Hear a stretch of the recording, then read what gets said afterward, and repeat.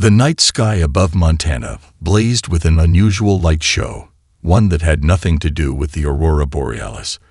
A sleek transport pod, its silver hull marred by scorch marks, cut through the atmosphere at a dangerous angle. Inside, young Zilara gripped the manual controls with trembling hands, her crystalline skin flickering between shades of pale blue and frightened amber. Warning: critical system failure imminent. The pod's computer announced in the melodic tones of her people. Suggested course of action: immediate landing. Zilara checked her rear scanners again. The two pursuit vessels remained locked on her position, their weapons primed but holding fire. Of course they wouldn't shoot. They needed her alive. The daughter of Centaur Prime's most respected diplomat was worth far more as a hostage than a casualty. The surface of the restricted world below loomed closer. Earth. The very name sent shivers through her luminescent form. Her education modules had been very clear about this planet. A quarantined world of pre-FTL savages who still fought with primitive projectile weapons and hadn't even unified their planetary government. Warning: atmospheric entry sequence compromised. Manual override required. Zilara's fingers danced across the control panel, her childhood fascination with flight simulators finally proving useful. The pod shuddered as she adjusted its trajectory, trying to bleed off speed without burning up. Behind her, the pursuit ships began to fall back. Their larger vessels weren't rated for atmospheric entry at such steep angles. A small victory, but one that would only buy her minutes at most. The pod's external cameras showed the landscape rushing past below. Vast stretches of wilderness, jagged mountains, and dense forests. No signs of the primitive human settlements she'd been warned about.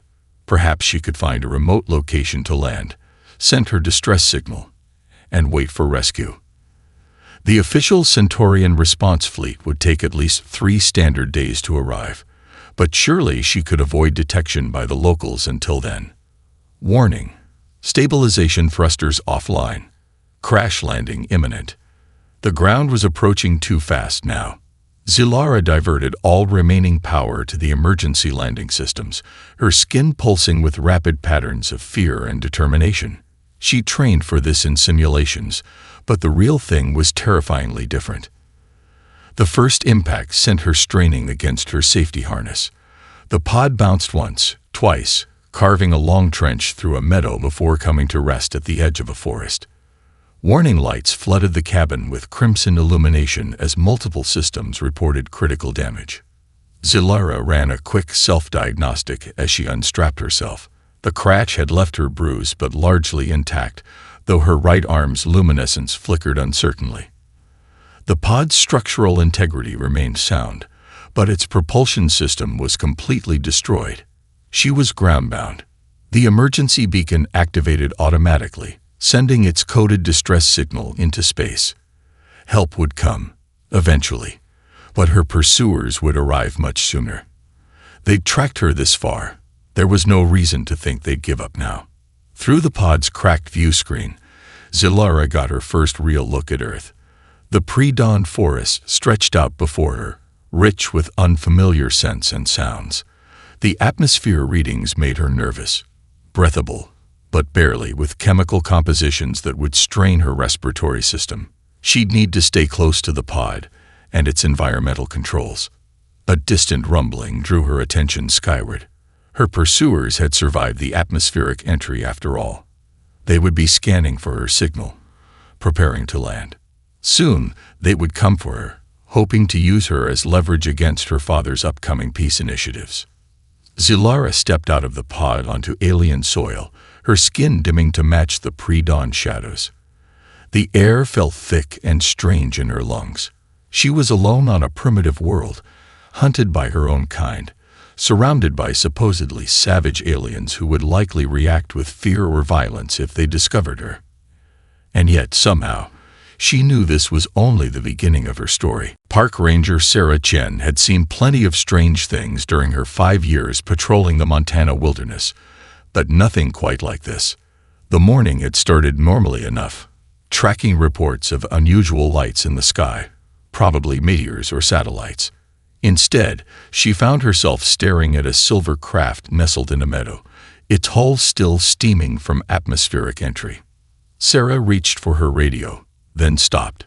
Years of experience had taught her to trust her instincts, and something about this situation demanded discretion. The gouge in the earth leading to the craft told a story of desperation, not invasion. This was a crash landing, not an attack.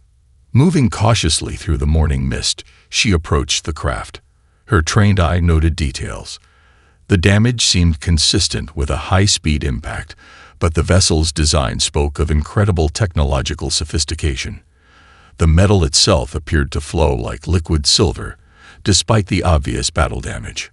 A flash of movement caught her attention. Something luminescent darted between the trees at the meadow's edge.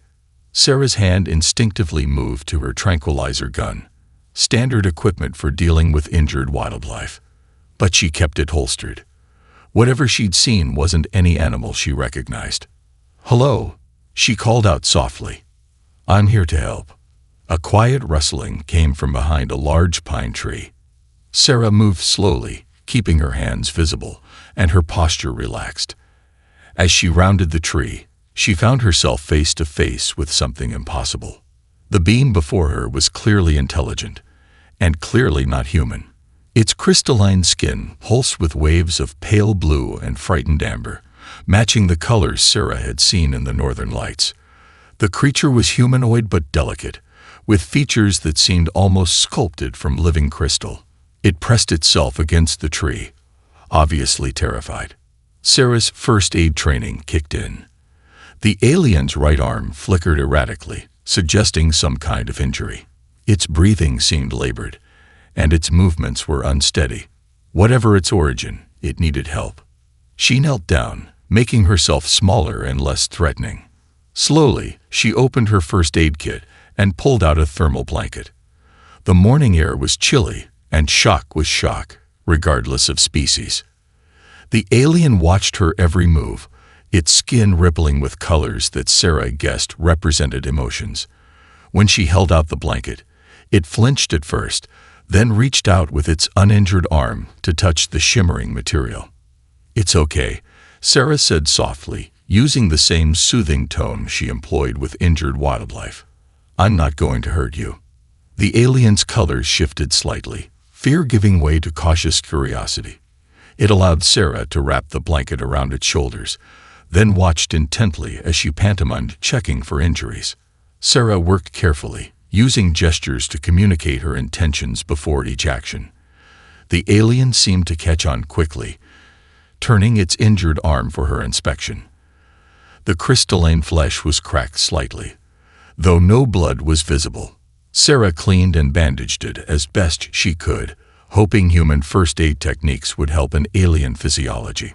Throughout the process, she noticed the alien studying her just as intently as she studied it. Its expression suggested surprise, as if her gentle treatment contradicted its expectations. Sarah wondered what stories it had heard about humans. A distant humming sound broke the moment. The alien's skin flashed with patterns of fear, and it grabbed Sarah's arm with surprising strength. Looking up, she saw two dark shapes descending through the clouds, ships similar to the crashed vessel, but larger and more menacing. The alien's grip tightened, its colors shifting to deep purple patterns that somehow conveyed desperation. Sarah didn't need words to understand. Whatever was coming, her newfound companion feared it more than this savage human. Making a quick decision, she helped the alien to its feet. "Come on," she whispered, guiding it toward a hidden trail.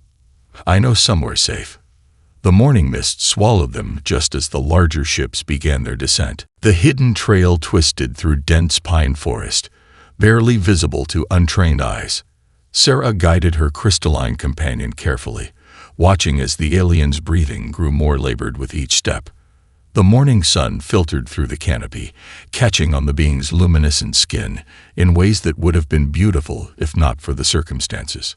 A sudden cough from her companion made Sarah pause. The alien's skin had taken on a worrying grayish tinge, its natural glow dimming.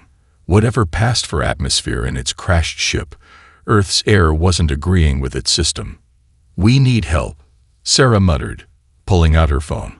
There was only one person in the area with both the medical knowledge and the discretion this situation required.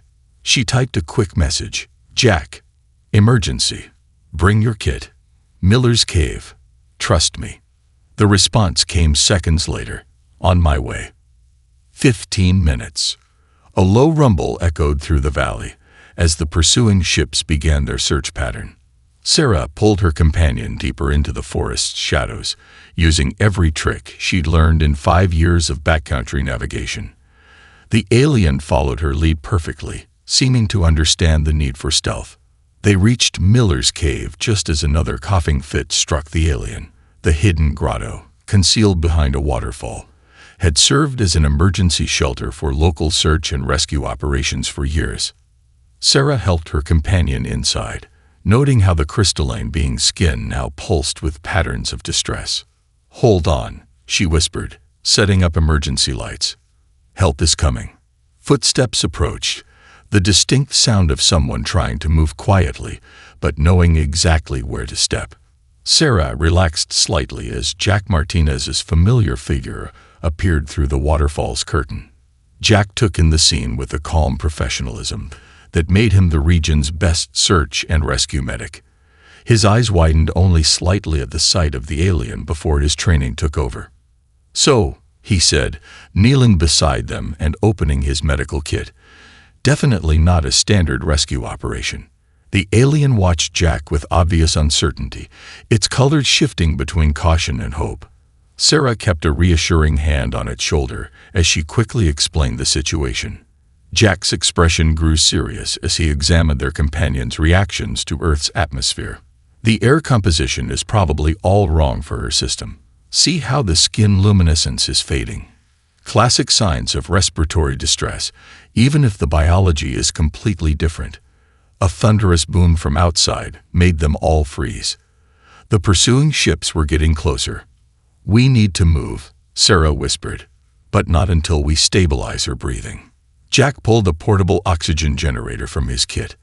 "This might help, but we'll need to modify it. Their atmospheric needs are probably nothing like ours." He worked quickly, adjusting settings and adding a mixture of basic compounds from his supplies.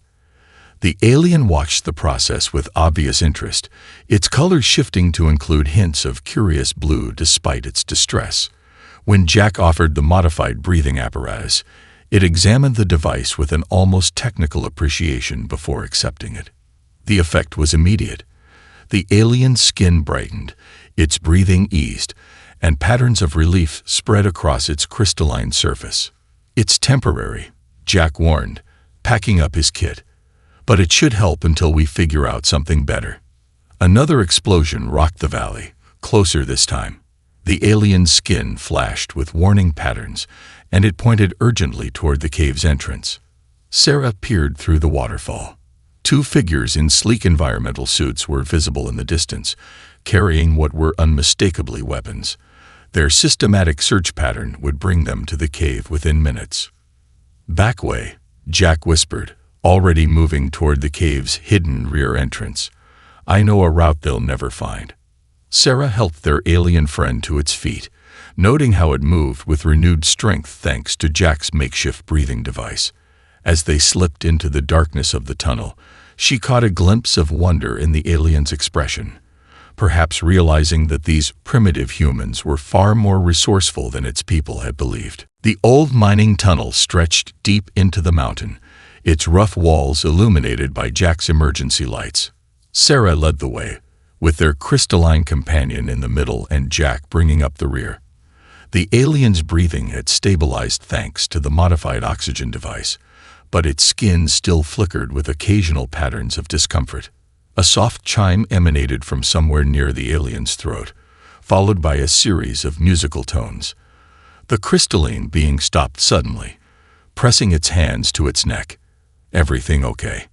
Sarah asked, turning back with concern. "The atmospheric adaptation is complete. I can now communicate in your language."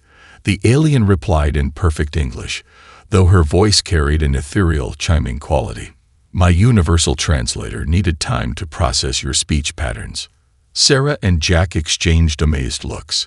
The alien's skin rippled with patterns that somehow conveyed both amusement and relief. I am called Zyra, she continued, her crystalline features catching the light. And I owe you both my life twice over, first from the crash, and now from those who pursue me. A distant rumble through the rock reminded them of their situation. Jack checked his modified breathing apparatus. The oxygen mixture is holding stable, but we should keep moving. Those hunters of yours aren't going to give up easily. Zyra's skin darkened with worry. They are not hunters.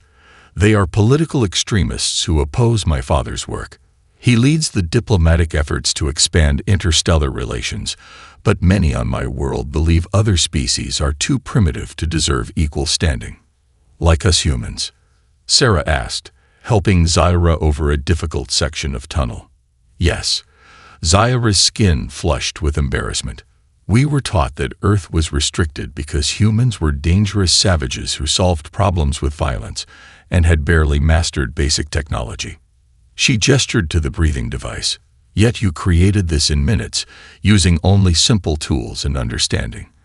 And you helped me without hesitation, despite my alien appearance. Jack chuckled softly. Humans are full of surprises. Speaking of which, he pointed ahead to where the tunnel opened into a larger chamber. We're coming up on an old research station. It was abandoned years ago, but some of the equipment might still work. The chamber revealed a dusty but intact facility. Solar panels on the mountain above had kept minimal systems running. Zyra moved through the space with obvious curiosity, her translator converting her observations into English. This technology, it's so different from ours, yet I see the same principles. You understand far more than our reports suggested. Her skin suddenly pulsed with alarm. But the air, something's wrong. Sarah caught her as she stumbled. The breathing device was beginning to fail, its makeshift components breaking down. Zyra's skin began to dim again, the luminescent patterns growing erratic. Jack, Sarah called out urgently. We need a better solution. He was already moving, examining the old lab equipment. These atmospheric regulators. They're old, but the basic components are still good. If we understand how your body processes air, we might be able to create something more permanent. Zyra struggled to speak as her breathing grew labored. Our bodies convert trace elements, different process than oxygen-based. She pressed her hand to a nearby console, and her skin flickered in an intricate pattern. Data in an alien script appeared on the screen. That's it, Jack exclaimed, quickly studying the information. Your biology is fascinating. You can actually process elements we consider toxic, but in completely different combinations than we expected. Another explosion echoed through the mountain, closer this time. Sarah checked the tunnel entrance while Jack worked frantically with the equipment. Outside, voices could be heard speaking in a musical language similar to Zyra's natural tones. Their time was running out. They needed to stabilize Zyra's breathing and find a way to escape their pursuers. And somehow, the answer to both problems might lie in understanding how a crystalline alien girl could survive on a world she'd been taught to fear. The old research station hummed with renewed energy as Jack worked frantically with the equipment. Zyra's breathing grew more labored by the minute, her crystalline skin dulling to an alarming shade of gray. Sarah held her steady, watching as her friend's medical expertise combined with pure human ingenuity. The atmospheric regulator is still functional, Jack muttered, fingers flying across the old control panel. But we need to completely reconfigure its output. Your biology processes nitrogen-sulfur compounds in a way that's totally different from anything on Earth. Zyra managed to nod, her voice barely a whisper. Our atmosphere, more dense, different mineral composition. Her skin flickered weakly as she tried to maintain consciousness. Sarah's eyes darted between the tunnel entrance and the failing breathing device. How long, Jack? 10 minutes. Maybe less. He grabbed a collection of old gas canisters from a storage locker. These research stations used to study volcanic gas compositions, if I can recombine the elements. A crash echoed through the tunnel, followed by harsh voices in the musical language of Zilra's people. Sarah quickly dimmed the lights, guiding Zilra behind a bank of equipment. The alien girl's skin had grown so dim it barely glowed at all. Jack worked with intense focus, connecting pipes and regulators from the old volcanic research equipment. The sulfur content in these samples, if I can match it to the ratios in your data. He glanced at the alien script still displayed on the console where Zilra had transferred her biological information. Sarah's ranger training kicked in. She quickly scattered dust over their tracks and positioned old equipment to create natural-looking shadows. The voices grew closer. Almost there, Jack whispered. He attached the last connection to a makeshift mask. This has to work. The gas mixture should be close enough to your home atmosphere. Zilra's eyes had started to close, her skin nearly transparent. Sarah helped Jack fit the mask over the alien girl's face, holding her breath as they waited for a response. For 3 terrifying seconds, nothing happened. Then Zilra's skin erupted in a brilliant display of colors, spreading from her core to her extremities like the dawn breaking. Her eyes snapped open, glowing with renewed energy. The mask worked perfectly, converting the stored volcanic gases into a breathable atmosphere that matched her body's needs. Incredible, she gasped, her voice stronger now. How did you know? Jack smiled, already packing up his tools. Earth's volcanic vents produce gases similar to the atmospheric composition you showed us. Different ratios, but the basic elements are the same. We just needed tow. A beam of energy scorched the wall beside them, cutting off his explanation. 2 figures in sleek environmental suits stood in the tunnel entrance, weapons raised. Step away from the diplomatic hair, one of them commanded in accented English.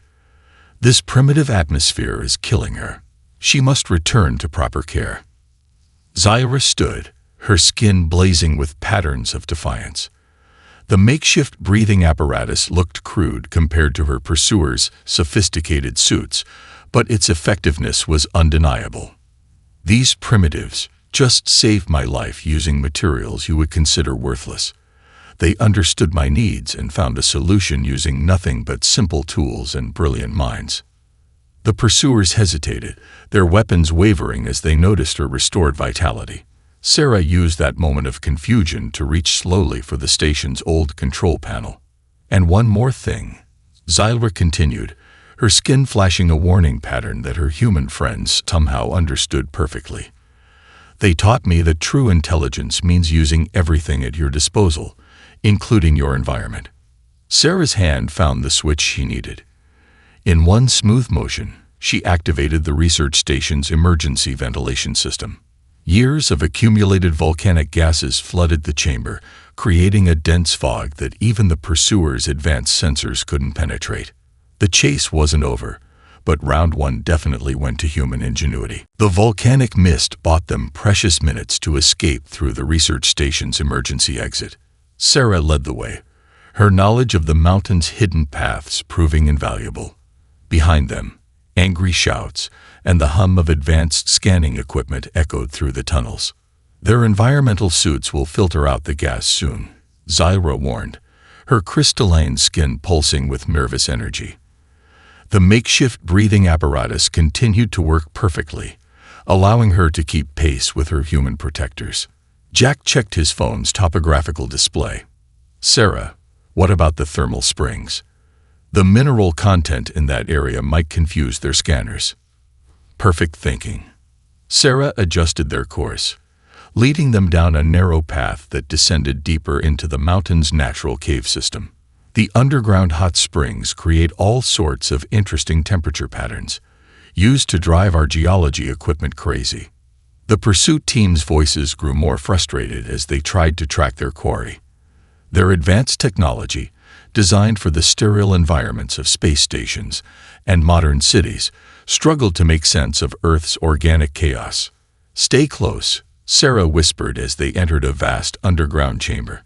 Steam rose from dozens of hot springs, creating a natural fog bank that swirled with mineral-rich vapors. The rock walls glittered with crystal formations that seemed to respond to Zilra's presence, reflecting her skin's luminescence in confusing patterns. Jack pulled out a small device from his rescue kit. "Local guide trick," he explained, setting it near one of the springs. "It's just a basic temperature sensor, but if I modify its output..." His fingers worked quickly, adjusting the simple tool's programming. Zilra watched with fascination as he worked. "You're creating false thermal signatures." "Better," Jack grinned. "I'm letting nature create them for us. The sensor will broadcast real thermal patterns from the springs, just amplified in specific directions." A burst of energy fire illuminated the steam nearby. The pursuers were getting closer, but their shots went wide, confused by the multiple heat signatures and crystalline reflections. "This way," Sarah gestured toward a narrow crevice. "The passage leads to the surface, but they'll never spot it unless they know exactly where to look." They squeezed through the tight space just as one of the pursuers emerged from the steam. The alien technology user cursed in their musical language as their sensors presented contradictory readings. Dozens of heat signatures, multiple crystalline patterns matching Zilra's biology, and confusing echoes from the cave system itself. "Impossible," they heard one say. "These primitives can't possibly understand how to jam our equipment." "They don't have to," the other responded with growing frustration. "They're using the natural environment against us. Every crystal formation is bouncing our scans back at us, and these thermal patterns make no sense." Sarah led them through the twisting passage, using only the dim light from Zilra's skin to navigate. Years of rescue work had taught her every handhold and footstep. Behind them, the pursuers' increasingly confused communications echoed through the rocks. They emerged onto a narrow ledge overlooking a deep valley. The afternoon sun painted the landscape in brilliant colors, and a cool breeze carried the scent of pine trees far below. "We should be safe for now," Jack said, checking Zilra's breathing apparatus. "They'll be stuck down there for hours trying to sort out all those false readings." Zilra's skin rippled with patterns of amazement and joy. "You turned the entire cave system into a natural defense network, using nothing but simple tools and the environment itself." She touched the crystal formations nearby, watching as they reflected her patterns in endless recursive loops. "On my world, we would have deployed electronic countermeasures and signal scramblers. Sometimes the simplest solutions are the best," Sarah replied, already planning their next move. "Nature had billions of years to develop its own security systems. We just needed to learn how to use them." The mountain valley glowed with ethereal light as 3 sleek rescue ships descended from the evening sky. Their arrival cast prismatic patterns across the landscape, similar to the colors rippling through Zilra's crystalline skin. Sarah and Jack watched from their hidden vantage point as the ships touched down in a triangular formation. "Those are diplomatic vessels," Zilra whispered, her voice mixing relief and concern. "My father must have expedited the rescue mission." She touched the makeshift breathing apparatus that Jack had created, her skin flickering with thoughtful patterns. "But I'm worried about how they'll react to you." The ship's hatches opened in perfect synchronization. A dozen figures emerged, their environmental suits far more elaborate than those worn by the pursuers. Leading them was a tall being whose crystalline form glowed with authority. Commander Vex of the Centaurian Diplomatic Security Force. "Stay hidden," Zilra said, standing. "Let me speak with them first." Before her human friends could object, she stepped into the open. Her skin blazed with confident patterns as she walked toward the rescue party. The commander's form flashed with relief, then confusion as he noticed the crude breathing device she wore. "Diplomatic hair," his translated voice carried across the valley. "You are safe now. Remove that primitive apparatus before it causes further harm." Zilra stood her ground. "This primitive device saved my life. It was created by humans using their understanding of Earth's natural chemistry." The commander's skin darkened with concern. "You've been in contact with the local species. This is a serious breach of quarantine protocols. The humans are classified as pre-FTL savages, dangerous, and unpredictable." "Unpredictable," Yes, Zyra's skin pulsed with passionate colors, but not in the way you think. When my pod crashed, they could have captured or killed me. Instead, they provided medical care. When Earth's atmosphere began to poison me, they engineered a solution using basic tools and brilliant innovation. The security team's sensors suddenly detected Sarah and Jack's presence. Within seconds, weapons were drawn and aimed at the ridge where they hid. "Come out slowly," Commander Vex ordered in accented English. "You will face charges for interfering with a restricted species protocol." Sarah and Jack emerged carefully, hands raised. But Zyra moved to stand between them and the security force, her skin blazing with protective patterns. "Lower your weapons," she commanded with surprising authority. These humans outsmarted our pursuers using nothing but their knowledge of Earth's environment. While you were racing across light years to reach me, they were solving problems our own scientists would struggle with. The commander hesitated, his skin showing conflicting patterns.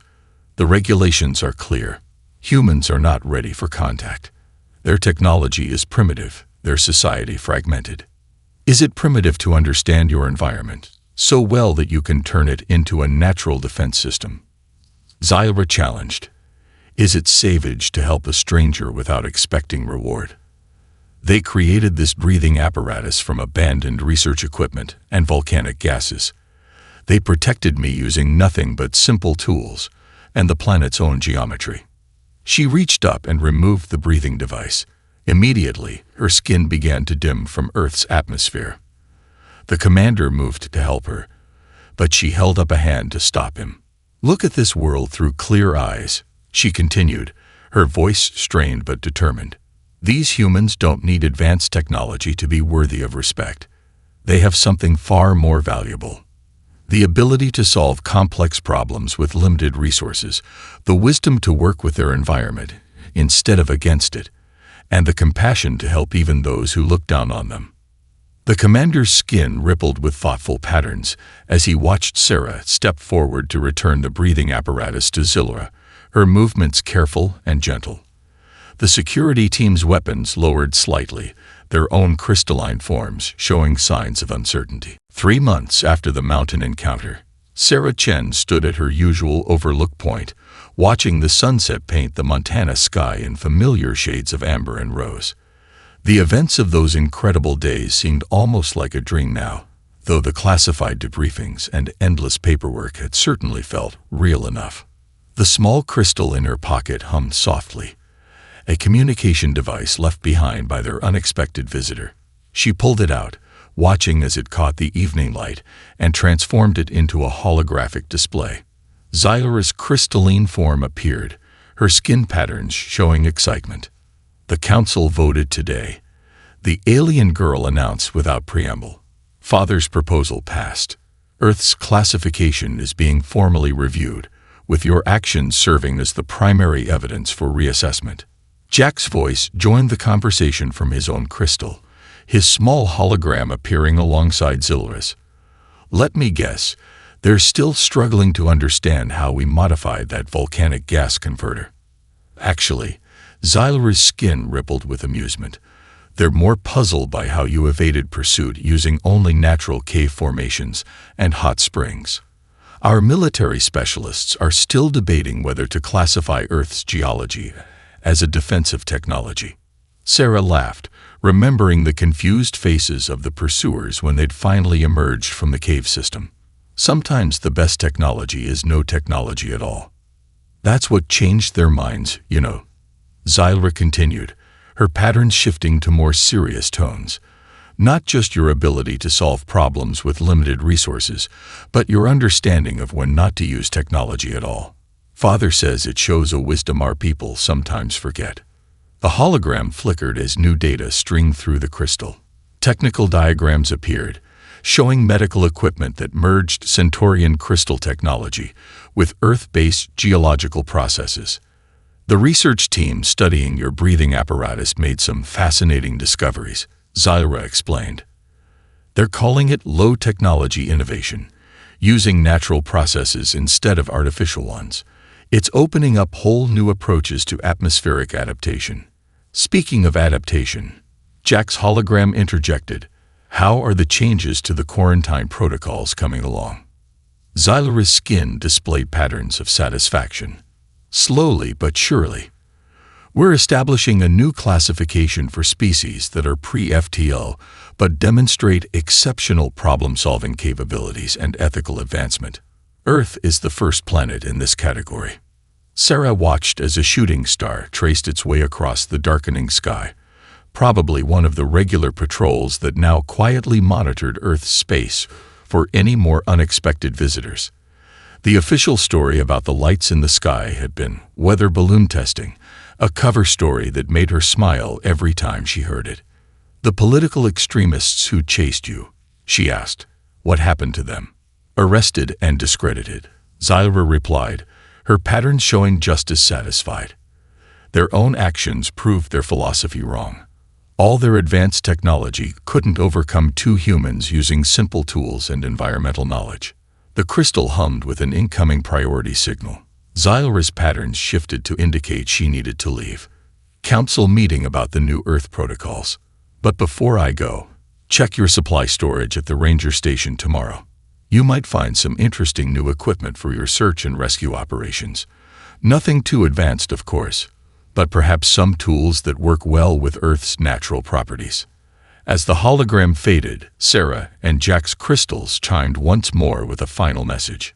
Thank you, my friends, for showing us that true civilization isn't measured by the complexity of its tools, but by the wisdom to know when to use them, and the compassion to help those in need, no matter how different they may seem. Sarah pocketed her crystal and gazed up at the stars, now bright against the dark sky. Somewhere up there, perceptions were changing.